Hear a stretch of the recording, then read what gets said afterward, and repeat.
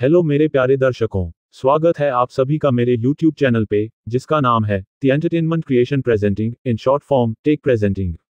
तो आज मैं आपको जिस फिल्म की कहानी एक्सप्लेन करने वाला हूँ उस फिल्म का नाम है द पेल ब्लू आई, जो कि एक मर्डर मिस्ट्री है और इसका क्लाइमैक्स तो बहुत ही जबरदस्त है।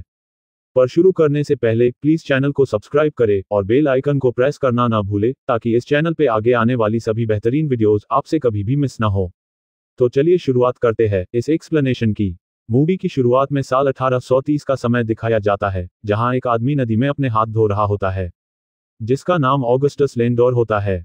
वो अपने घर जाता है, जहां एक अमेरिकन आर्मी का कैप्टन उसकी राह देख रहा होता है, जिसका नाम हिचकॉक होता है।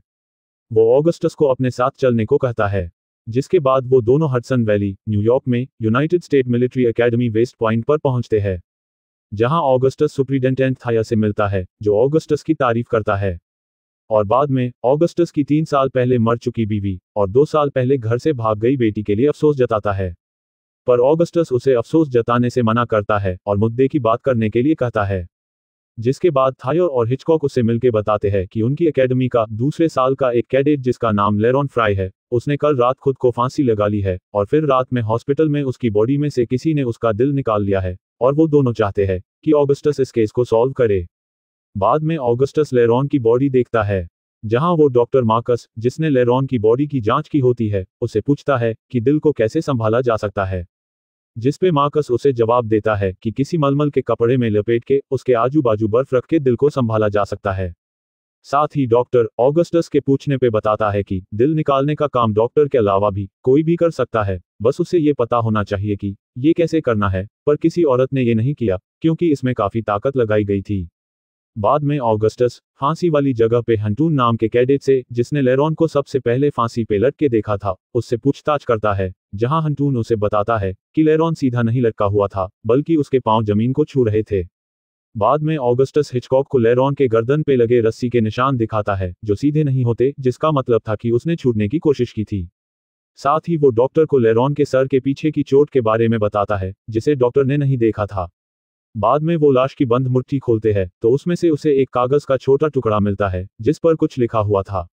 फिर वो फांसी की जगह जाते हैं, जहां एडगर पो नाम का कैडेट आता है, जो ऑगस्टस को बताता है कि कातिल एक शायर है। फिर ऑगस्टस कोक्रीन नाम के कैडेट से पूछताछ करता है, जो मर्डर की रात हॉस्पिटल पे पहरा दे रहा होता है, जहां कोक्रीन उसे बताता है कि रात को 2:30 बजे उसे एक अजीब अफसर ने आके वहां से जाने के लिए कह दिया था, पर वो उसका चेहरा नहीं देख पाया था। बस उसे ये याद था कि उसके बाएं कंधे से उसके सितारे गायब थे। बाद में रात को ऑगस्टस बार में जाता है, जहां वो अपनी बारटेंडर प्रेमिका पेट्सी से मिलता है, जहां पेट्सी उसे बोलती है कि पो ने उसे बताया कि लेरॉन की जान निकलने में घंटों लगे थे। तो ऑगस्टस पो के पास जाता है और उससे पूछता है कि उसे ऐसा क्यों लगता है कि लेरॉन का कत्ल हुआ और कत्ल किसी शायर ने किया है। जिस पे पो उसे जवाब देता है कि उसे लगता है कि ये काम किसी साहित्य के शौकीन का है, जो दिल निकालने के बाद बस बुत छोड़ देना चाहता है।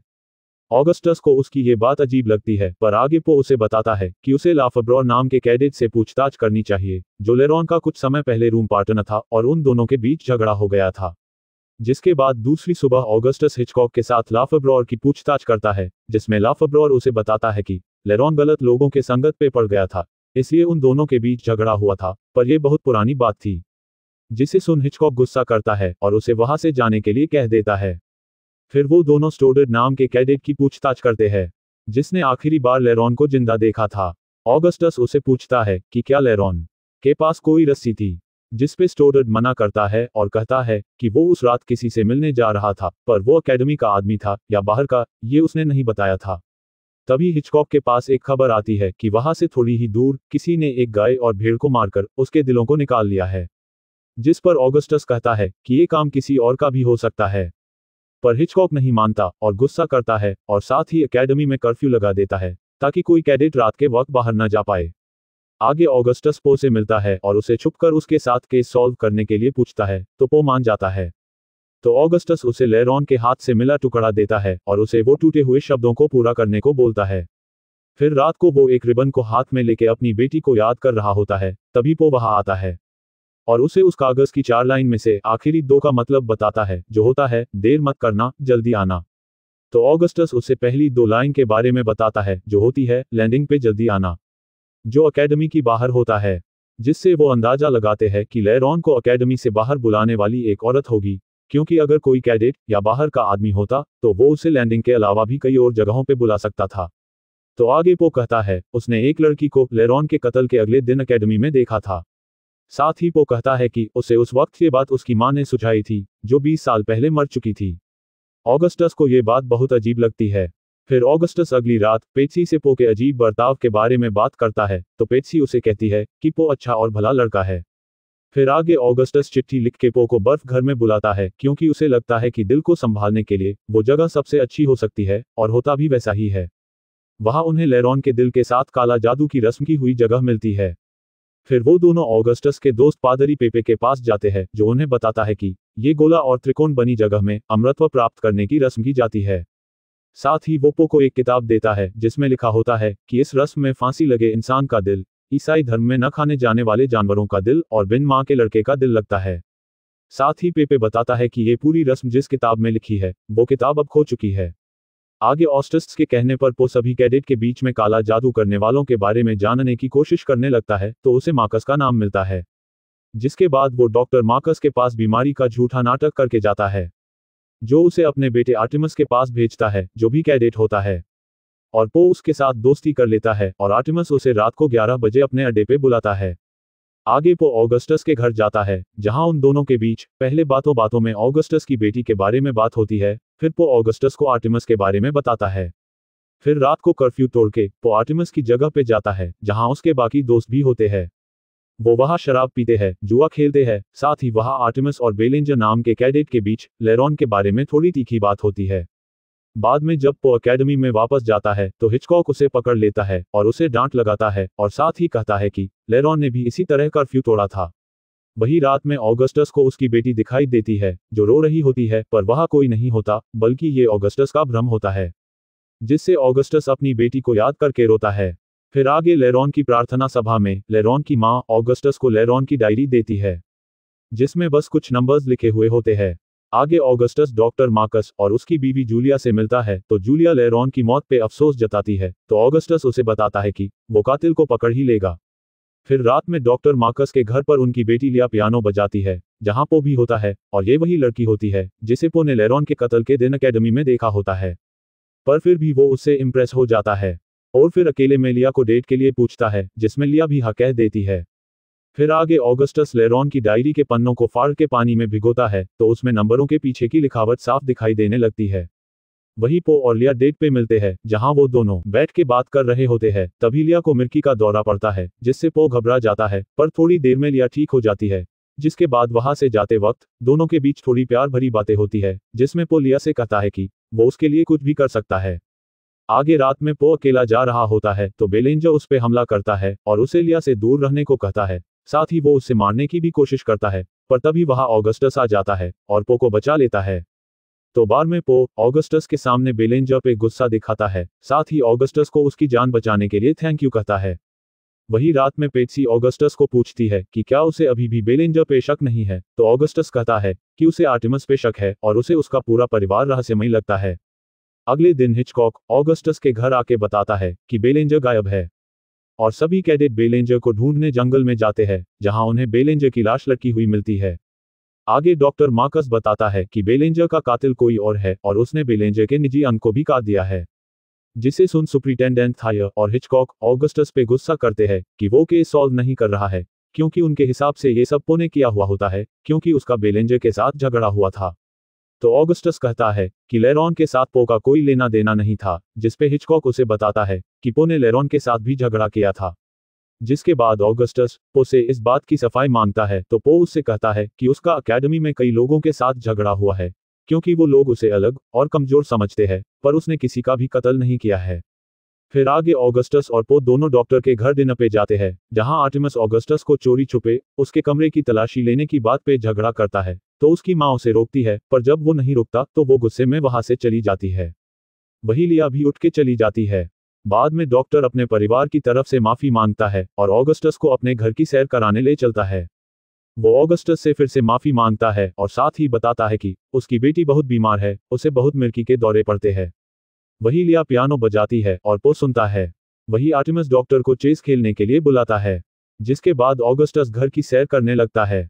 उसे बुक सेल्फ एक किताब दिखाई देती है जो काले जादू की होती है। वो कपड़े रखे कमरे में जाता है जहां उसे एक बाएं कंधे के सितारे के बिना वाला ऑफिसर का जैकेट मिलता है। तभी वहां जूलिया आ जाती है और ऑगस्टस के साथ बाकी सब लोगों के पास आ जाती है। ऑगस्टस जैकेट के बारे में डॉक्टर से पूछता है तो डॉक्टर कहता है कि ये उसके मरे हुए भाई का है। तभी वहां हिचकॉक आता है और कहता है कि कैडेट स्टोडर्ट गायब है। जिसके बाद ऑगस्टस एकेडमी पहुंचता है और थाया को बताता है कि स्टोडर्ट का सामान गायब है, मतलब वो भाग गया है।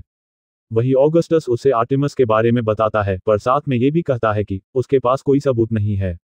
बाद में ऑगस्टस पादरी पेपे के पास जाता है और अमृतत्व पाने के काले जादू की गायब हो गई किताब के लेखक के बारे में पूछता है, तो पादरी पेपे उसे बताता है कि वो भी एक पादरी था और उसे जिंदा जला दिया गया था।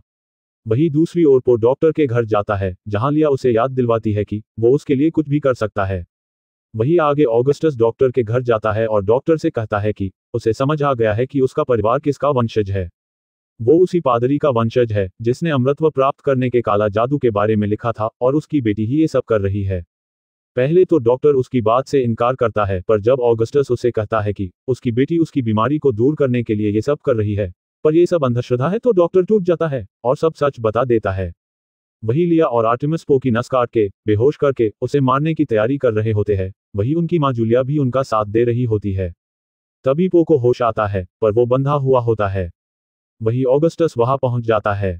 ऑगस्टस को मारने के लिए लिया के चाकू उठाते वक्त वहां मोमबत्ती गिर जाती है और आग लग जाती है।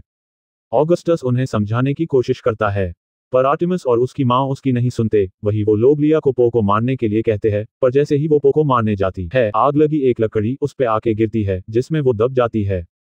जिसे देख आर्टेमिस और उसकी मां घबरा जाते हैं। तभी ऑगस्टस पो को छुड़ा लेता है। साथ ही वो जूलिया को भी अपने साथ ले लेता है, पर आर्टेमिस लिया को पकड़ के ही बैठा रहता है और उन दोनों के ऊपर जलती हुई लकड़ियां गिरती है और वो दोनों उसमें जल के मर जाते हैं। जिसे देख जूलिया बहुत चिल्लाती है और रोती है। अगले दिन हॉस्पिटल में डॉक्टर ऑगस्टस को पो की जान बच जाने के बारे में बताता है।